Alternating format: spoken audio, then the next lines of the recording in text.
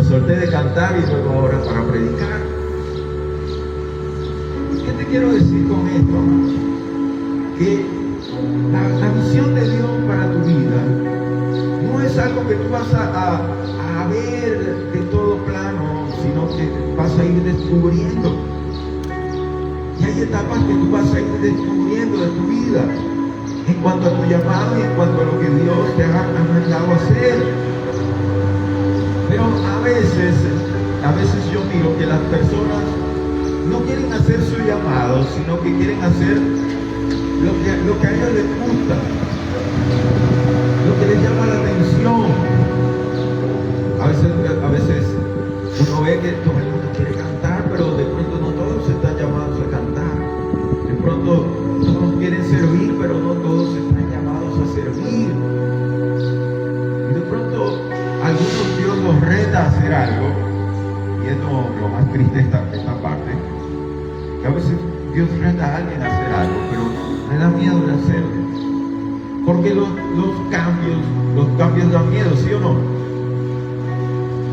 Hacer algo nuevo es diferente. Y entonces la gente le gusta quedarse con lo que ya sabe. No, bueno, pero es que ya yo sé cómo va en la silla, ya yo sé cómo le gusta al pastor, cómo acomodarla, para que yo voy a hacer otra cosa. Ay, no, ya yo sé, mira, a mí me encanta saludar a las personas en la puerta, ¿para qué yo voy a estar orando, intercediendo? No. Ay, bueno, pero si ya yo aprendí cómo cantar, ¿para qué ahora? ¿Para qué entonces yo tengo que predicar?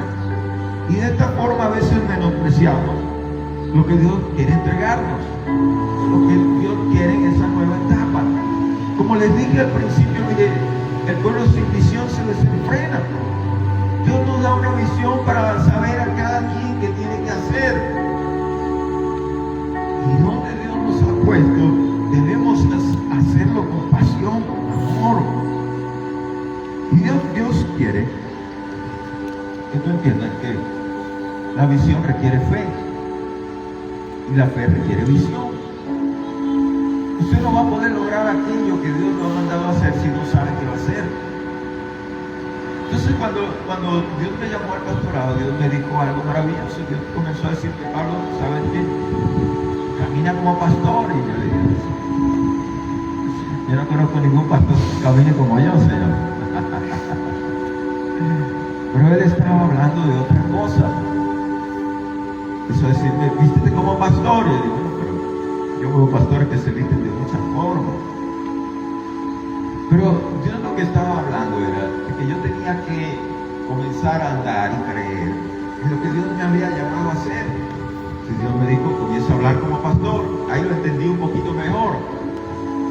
Y dije, bueno, claro, los pastores siempre hablamos de fe, de bendición, de que Dios te va a ayudar, y consolamos a las personas.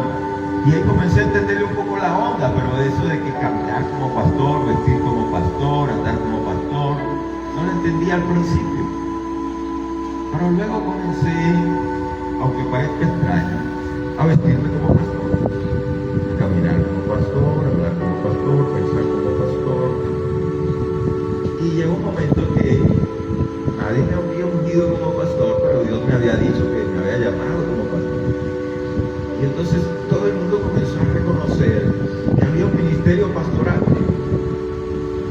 Comenzó a reconocerse, comenzaron las personas a pedir orientación, comenzaron también los problemas, comenzaron también los ataques del enemigo, porque nadie que va a hacer algo que Dios lo ha llamado a hacer no va a conseguir una confrontación.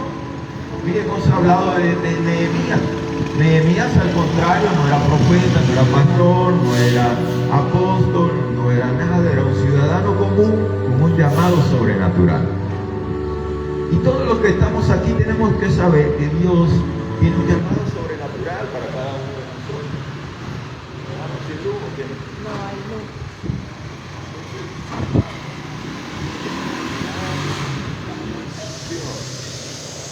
¿Me escuchan ahí mientras los muchachos acomodan ahí? Debemos entender que nuestro llamado es sobrenatural. Y de pronto pensamos que un llamado sobrenatural es nada más a los primeros.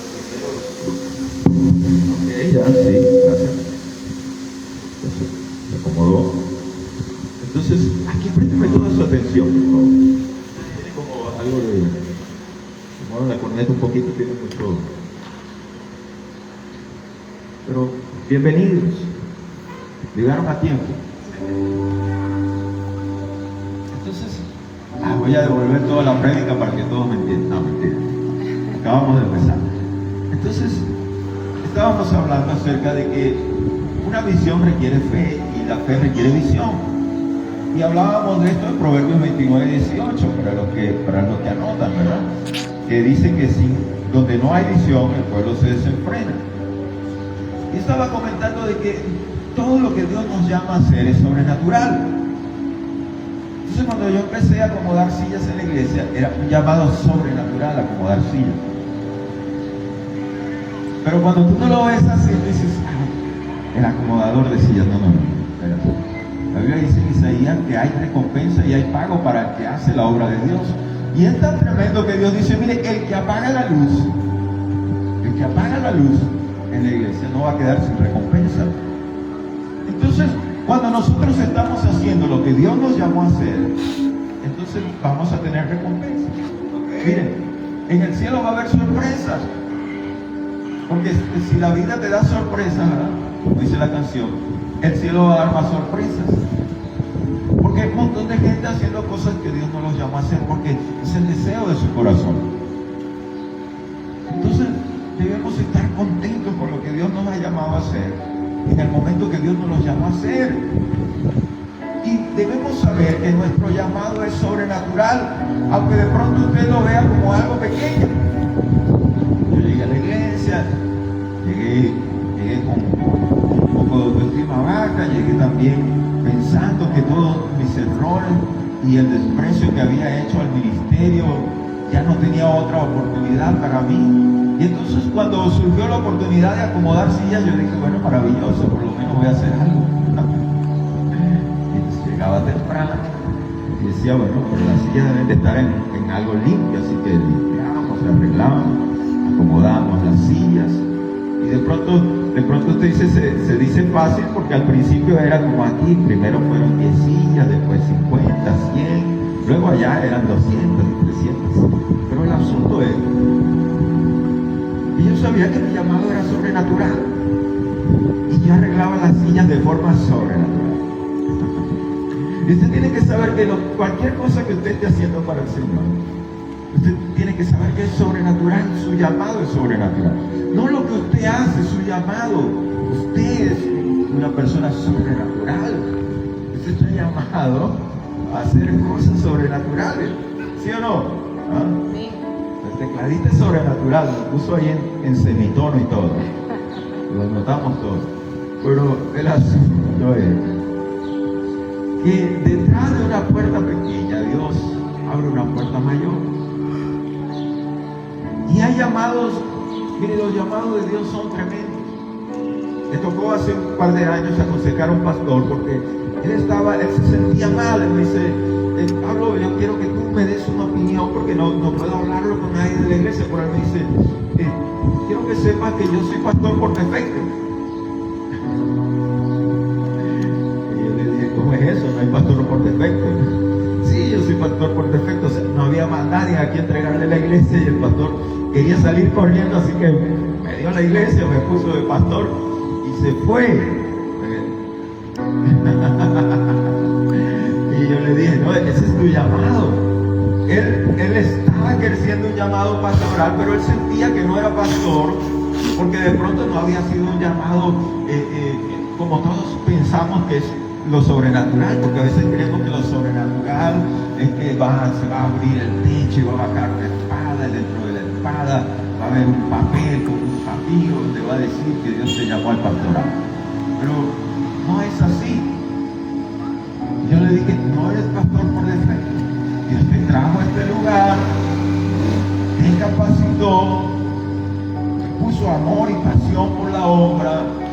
Y cuando llegó el turno del pastor, Dios sabía a quién delegarle la iglesia. Así que tú no eres pastor por defecto, eres pastor por llamado, igual que cualquier otro. Solo que empezaste a hacer algo pequeño y Dios tenía algo más grande para ti. Y era el llamado al pastorado. Es un llamado especial.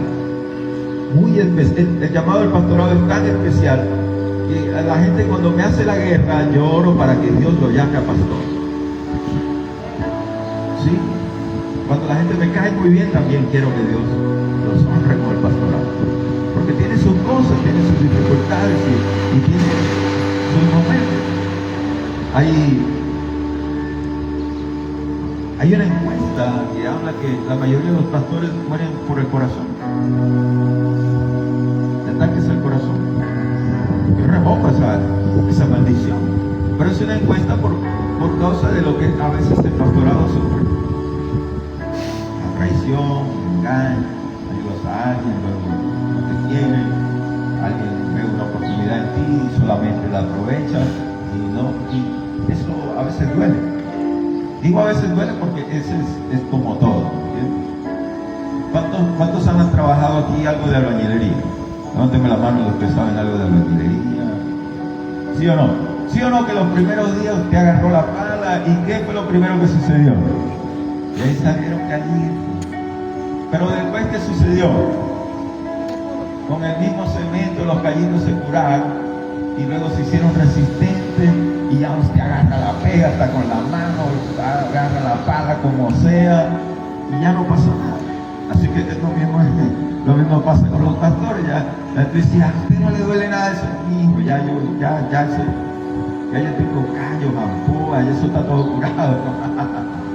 Es lo que yo llamo una unción espesa. Yo digo, ya yo tengo una unción espesa, ya a mí como que me bautizaron con aceite de carro quemado. Ya, eso está muy espeso, ya eso todo resbala. Y eso no me preocupa, no me asusta, no me duele, nada. Pero ese es un proceso para llegar allá. Pero lo que quiero decirte es acerca de la visión. Que cuando Dios te llama a hacer algo, por lo general los llamados de Dios, que son sus propósitos, porque la visión, para Dios, tu visión es tu propósito. Tú tienes una visión, Dios es lindo. Dios es lindo, ¿cuánto lo creen? También tiene un humor negro, pero a mí me gusta decir mejor que Dios es lindo, Dios es lindo. ¿Por qué? Porque Dios cuando te hace un llamado a veces te muestra algo hermoso, grandioso, precioso, pero luego no te muestra todo lo que hay que recorrer en el camino.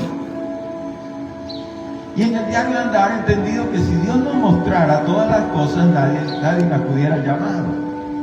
Entonces, como Dios sabe todo, Dios dice, no, le voy a mostrar algo, una visión de lo que puede ser que todavía no es, para que luche por aquello, para que eso se vuelva un premio, para que eso sea un destino, para que eso se convierta en un propósito. ¿Se convierta en qué? Entonces la visión para Dios es un propósito, el propósito que Dios nos da a cada uno. Mire, y hay una visión personal, hay una visión familiar, hay una visión como iglesia. Nosotros como iglesia tenemos una visión, tenemos una misión, tenemos una forma de trabajo, tenemos muchas cosas que aprendemos, tenemos inclusive una escuela sobrenatural del nuevo creyente, una escuela sobrenatural del liderazgo, hay ministerios pastorales, hay de todo aquí para crecer en medio de la visión de la casa de la iglesia. Pero yo quiero hacerte consciente, más allá de la visión de la iglesia, hacerte consciente que tienes un propósito en Dios. Si estás aquí es porque eres parte de este cuerpo. Y Dios quiere profundamente que tú le impartas fe a tu llamado. ¿Qué le vas a impartir a tu llamado? Porque para poder desarrollar todo en Dios se necesita la fe. La Biblia dice que lo que no proviene de fe es pecado. La Biblia dice que sin fe es imposible agradar a Dios. Entonces todo lo que tú vas a hacer en el Señor tiene que estar plagado de la fe. La fe es la moneda de intercambio del cielo. Por eso es que necesitamos reprogramar nuestra mente. Y eso lo hablábamos la semana pasada. ¿Con qué reprogramamos nosotros nuestra mente? Con la palabra de Dios.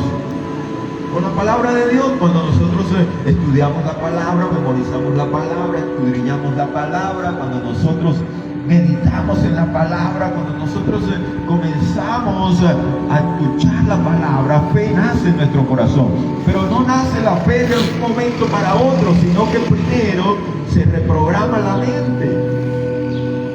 mente es como una computadora que tiene que ser reprogramada acerca de la fe. Entonces, ¿cómo reprogramas tú la mente? A través de la palabra de Dios. Cuando tú empiezas a descudriñar la palabra, cuando la palabra comienza a retarte, cuando la palabra te confronta. ¿A cuánto lo ha confrontado la palabra de Dios?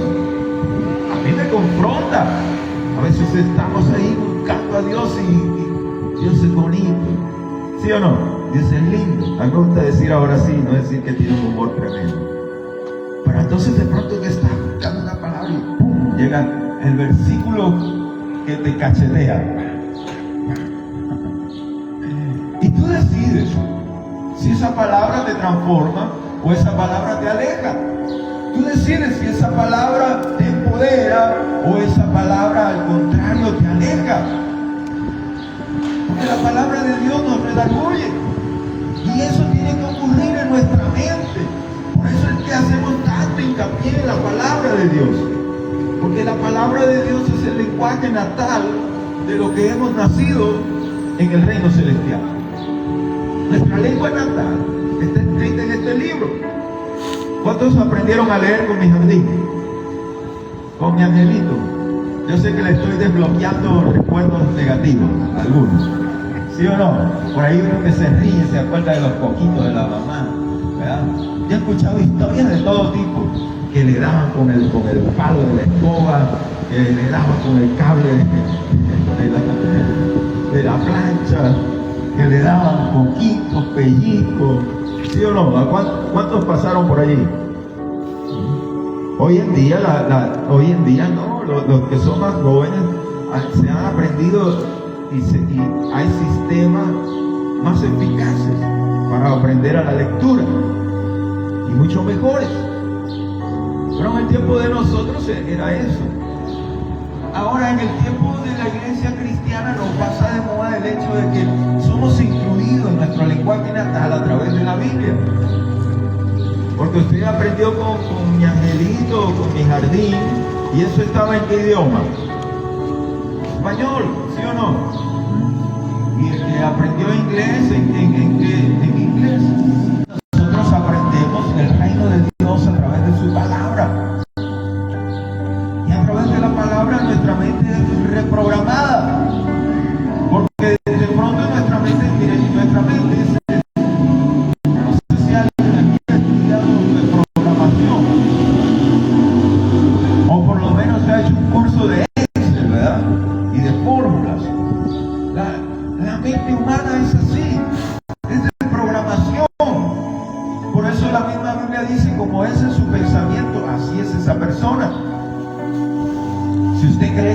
usted puede, si usted cree que no puede, no puede.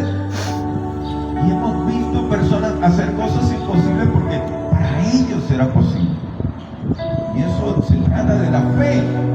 Entonces cuando nosotros comenzamos a reprogramar nuestra mente, comenzamos a reprogramarla a través de la palabra de Dios. Y hay cosas que comienzan a chocarnos.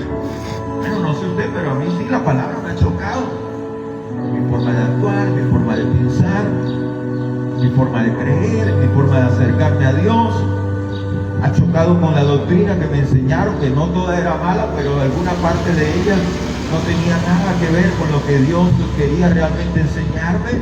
Así que ha tenido que, la palabra de Dios, yo he tenido que permitir que rompa con parámetros religiosos, que rompa con preconceptos, con prejuicios, con cosas que había aprendido pero que no estaban bien.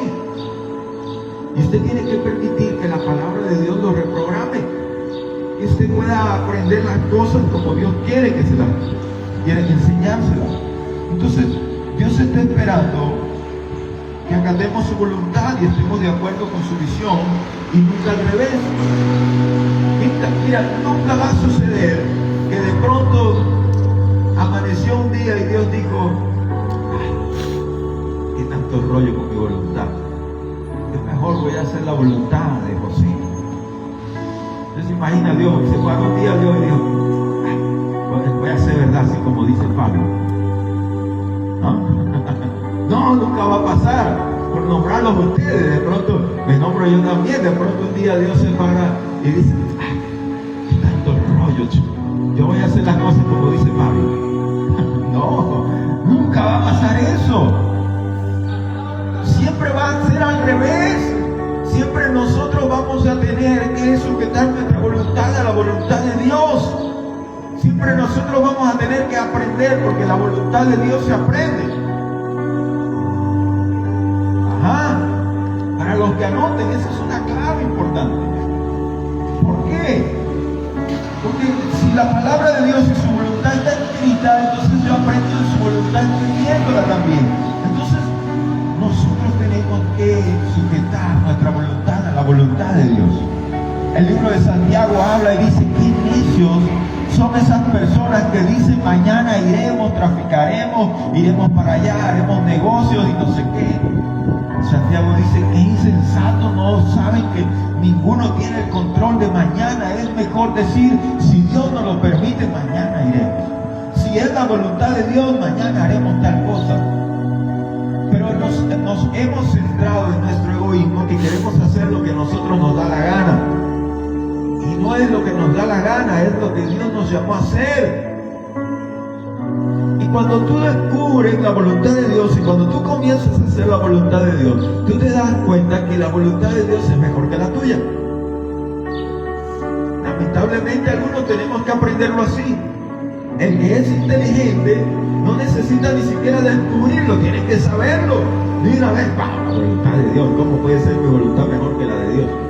Pero a veces nuestras acciones dicen que nosotros pensamos eso.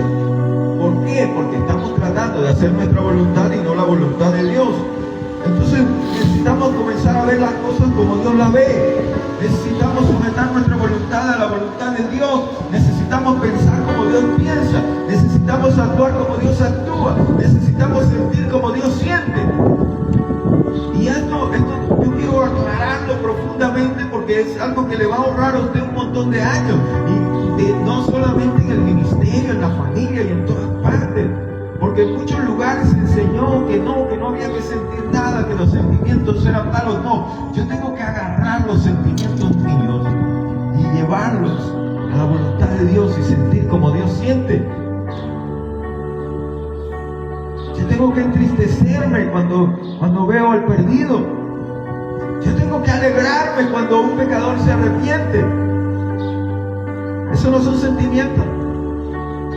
No estamos hablando del fruto del Espíritu, porque el fruto del Espíritu es gozo, no alegría.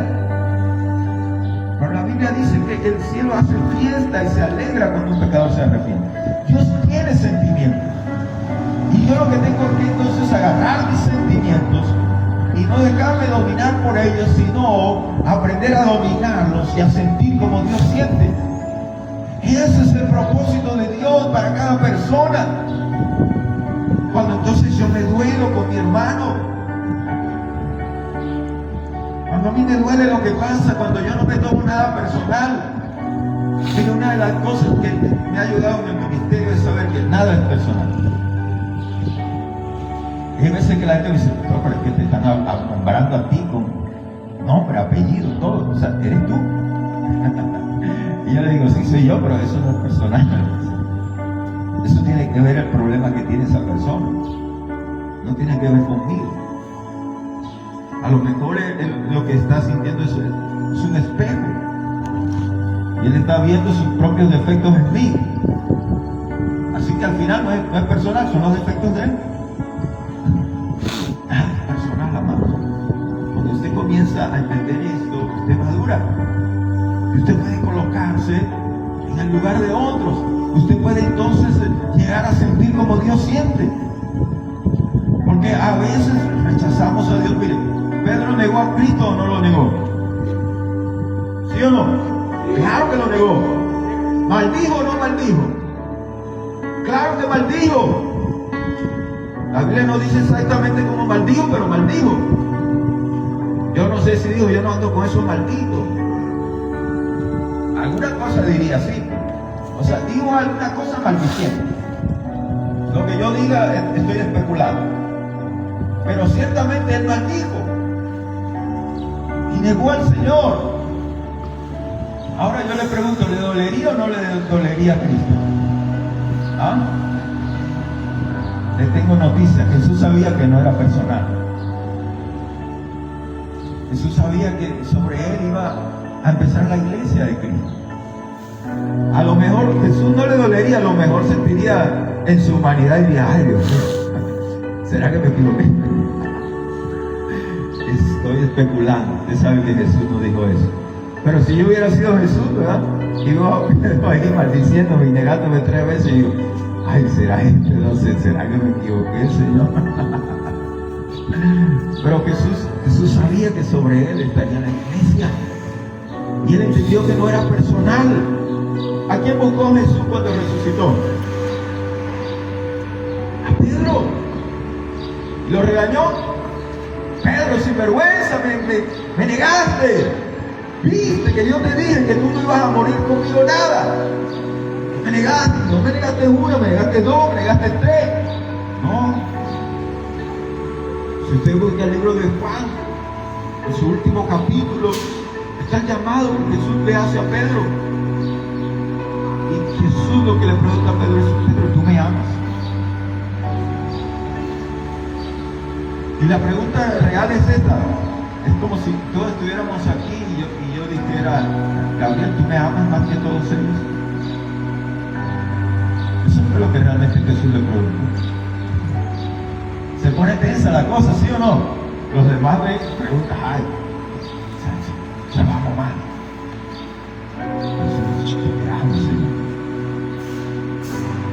Jesús le preguntó 3 veces por cada una que lo negó. Pero por cada una vez que lo negó, le dio un propósito. Y eso es lo bonito del Señor, eso es lo bonito de la visión de Dios. Entonces, ¿qué le dijo? Bueno, apacienta mis ovejas. ¿Qué hizo? ¿Le reclamó o le dio un propósito? ¿Lo juzgó o le dijo algo que tenía que hacer? Le dio una tarea, le dio una encomienda. No se puso a pelear con él de por qué lo negó, de por qué esto. Porque Jesús sabía todo lo que iba a pasar con él. Pero no podía contarle todo.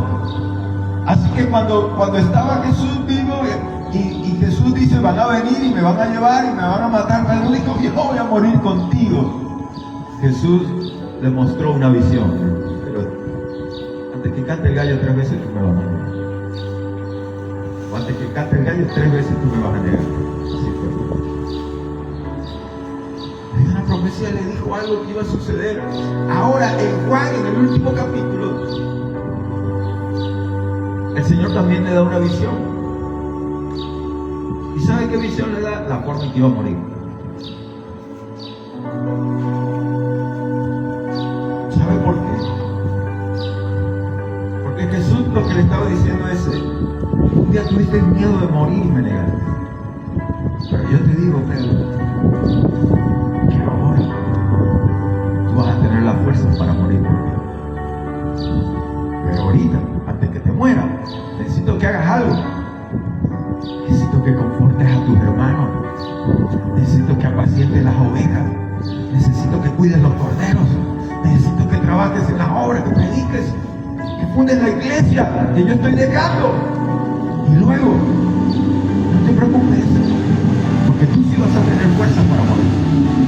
Y cuando llegó el tiempo del cumplimiento, cuando ya Pedro había cumplido con su ministerio, cuando había cuidado a no sé cuántas o 200 ovejas, cuando había cuidado a tantos corderos, y no estoy hablando de animales, sino de personas, cuando había levantado generaciones para el Señor, de liderazgo, de líderes, de pastores, de evangelistas, de profetas, cuando había hecho tanto, que había cuidado a los pequeños y a las viudas y a todo el mundo, y llegó su tiempo de partir.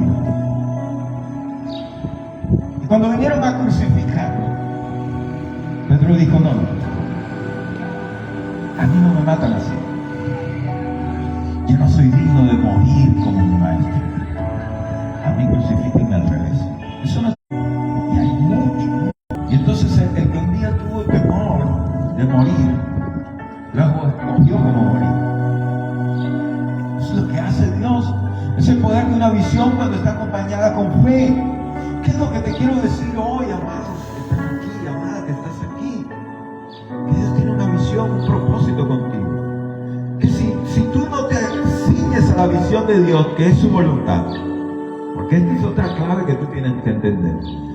Hay gente que dice, pero ¿cuál es el bendito propósito de Dios conmigo? Su voluntad. Que tú hagas la voluntad de Dios conmigo. ¿Qué es lo que Dios quiere tanto conmigo? Que tú hagas su voluntad. ¿Cómo sé yo la voluntad de Dios? Cuando tú la lees, cuando tú la estudias, cuando tú la aprendes, cuando tú haces de la palabra de Dios tu guía. Cuando entiendes lo que dice el Salmo, lámpara es a mis pies tu palabra y lumbrera mi camino. Cuando tú comienzas a estudiar la palabra y la misma palabra empieza a decirte cosas que estás haciendo mal, y tú dices, bueno, voy a cambiar, porque yo tengo que sujetar mi voluntad a la de Dios. Cuando tus sentimientos quieren jugarte en contra, pero tú dices, no, yo tengo que sentir como Dios siente. Cuando de pronto ves al atracoso, al alcohólico, el que está perdido, y tus sentidos, ¿qué dicen? Que está podrido, que está hediondo, que huele mal. Usted no sabe que los pobres huelen mal. Gracias a Dios no tenemos una iglesia de pobres. Esto suena feo, pero yo tengo que decírselo para que usted lo aprenda. Entonces tu sentido va a decir, tu olfato va a decir, huele feo. Pero cuando tú sujetas la bendita nariz, chiquita o grande como la tenga, yo la tengo grande, ya sujetas a la voluntad de Dios y tú dices, no, usted huele a un cordero de Dios. Este es un corderito de Dios que yo tengo que bañar, limpiar, abrazar, darle cariño. Entonces tú sujetas tus sentidos a los sentidos de Dios. Tú comienzas a sentir como Dios siente. Cuando tú entiendes que tu hermano no es tu enemigo, sino tu amigo. El apóstol Pablo dice, ay, pero ustedes están tremendos. Ustedes están que se comen uno con otro, pero no es así como Dios quiere que se haga. Cuando tú empiezas a decir, Dios me llamó a amarlo. ¿A cuánto le gusta amar a sus enemigos? Pero Dios llamó a amar a sus enemigos. No es fácil, ¿verdad? Esa es la visión que Dios tiene para ti. Es el propósito que Dios tiene para ti. Mire, amar a Rubén es fácil, para no decir que yo, ¿me entiendes? Muchacho sencillo, simpático, amable. Lo difícil es de pronto amar a alguien con el carácter atravesado, enojado y un montón de cosas que usted se imagina de la gente que es difícil de amar. Difícil es amar al que tú sabes que habla mal de ti, al que tú sabes que a tu espalda te difama, al que quiere verte muerto inclusive. Pero Dios quiere que en este tiempo tú sientas como Él siente. Dios quiere que tú pienses como Él piensa. Esa es la verdadera transformación del alma. Cuando de pronto tú empiezas a ver el qué hacer, pero tú sabes que Dios no es el caso. Mire, este es uno de los niveles de fidelidad. Dios premia al que es fiel en lo poco, ¿sí o no? ¿Cuántos se saben el versículo? En lo poco me fuiste fiel, en lo mucho te pondré, ¿sí o no? Pero Dios no sabe de ese tipo de fidelidad. Lo que pasa es que Dios, como nos hizo, Él da un premio para que aprendamos a ser fieles en lo poco, para que vayamos a la abundancia. Pero Dios no sabe nada de poco, nada. Por eso es que la Biblia dice en Hebreo, dice, horrenda cosa es caer en las manos del Dios vivo. ¿Me entiendes? Porque así como Dios es amor, cuando agarramos su ira, que Dios nos ayude, que nunca nos consiga irados. Por eso David decía, Señor, no tomes en cuenta mis pecados, borra mis iniquidades, Dios mío. Por eso cuando usted lee el Antiguo Testamento, usted se da cuenta que Dios se molesta y agarró la ira, se acabó todo. Porque Dios no sabe esa cosa de escasez, ¿entiendes? Si Dios va a agarrar con ira, es ira. Si Dios agarra con fuego, el fuego. Cuando Elías oró, se quemaron todos. capital con sus 50, calcinado. Pero no hay una medida, no hay algo que Dios pueda decir. Por eso cuando Él te da una visión, cuando Él te da un propósito, por lo general, lo que Dios te manda a hacer sobrepasa tus límites, porque Dios no sabe de pocas cosas. Y entonces tú dices, pero ¿cómo lo voy a hacer, Señor? Pero te está llamando un Dios grande. Y un Dios grande no puede tener un llamado pequeño. Por eso es que si tú eres de los que recogen las sillas, tú tienes que saber que recoger las sillas es algo pequeño. Es una cosa grande, es un llamado sobrenatural. Las voy a recoger con gozo, las voy a limpiar, las voy a poner bonitas. Porque si es algo que Dios te llama a hacer, aunque tú lo puedas ver pequeño, eso es algo poderoso, grandioso. Dios no sabe de cosas pequeñas. Dios no sabe de escasez. Por eso es que nuestros pensamientos tienen que cambiar. Yo todavía estoy reprogramando mi mente. Tengo que reprogramar mi mente para la abundancia, porque Dios es un Dios de abundancia. Dios es un Dios de bendición. ¿Me sigue o no me sigue? Entonces, cuando estamos de acuerdo con Dios y su palabra, hacemos que se cumpla en la tierra. Dios tiene una visión en la tierra. Y estar de acuerdo con las circunstancias es estar de acuerdo solo con las emociones o la razón. Pero no siempre es estar de acuerdo con Dios y su voluntad. Debemos elevar nuestras emociones, voluntad y razón a la de Dios. Entonces quiero decirte que tú no puedes estar de acuerdo con las circunstancias, porque las circunstancias pueden ser cambiantes. De pronto, hoy en día es algo bonito. Mire, le pongo un ejemplo sencillo que muchas veces pasa. Hay gente que Dios le habla. A mí me lo han dicho. Pastor, Dios me habló. Maravilloso, yo sé que Dios habla. Dios me dijo que esta era mi iglesia. Maravilloso. Los brazos abiertos.